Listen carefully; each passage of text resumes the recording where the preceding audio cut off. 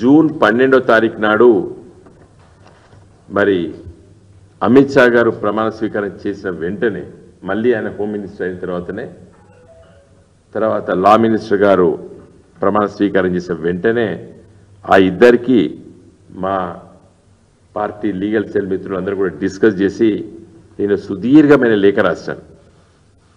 ఎందుకంటే as a parliamentarian 10 సంవత్సరాలు పనిచేస్తాను.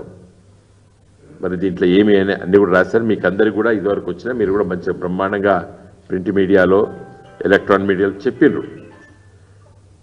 నేను లేవనెత్తినటువంటి సమస్య మిగతా మేధావి వర్గం మిగతా లాయర్సు వాళ్ళ చెప్పిన విషయాలన్నింటినీ ఏకీభవిస్తూ నేను కూడా రాసిన దాంట్లో ఉన్నాయి.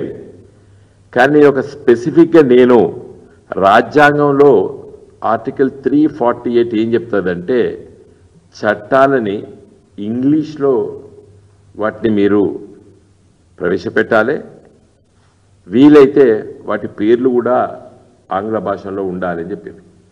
నువ్వు ఈ హిందీ సంస్కృతము ఎవరికి వస్తుంది? అసలు నీ హిందీ భాష రుద్దడం ఏది మా మీద?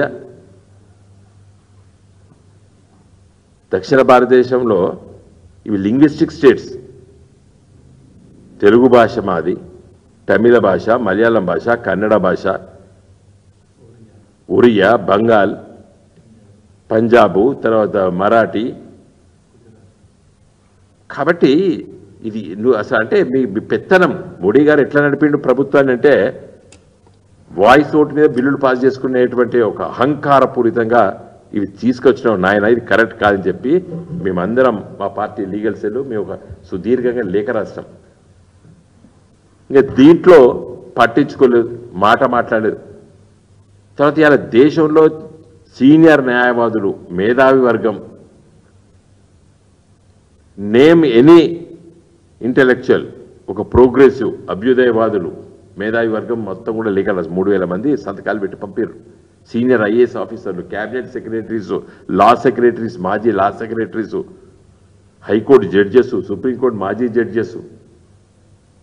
ఈ అమిత్ షాకు మోడీకి ఏం పట్టింపు లేదు.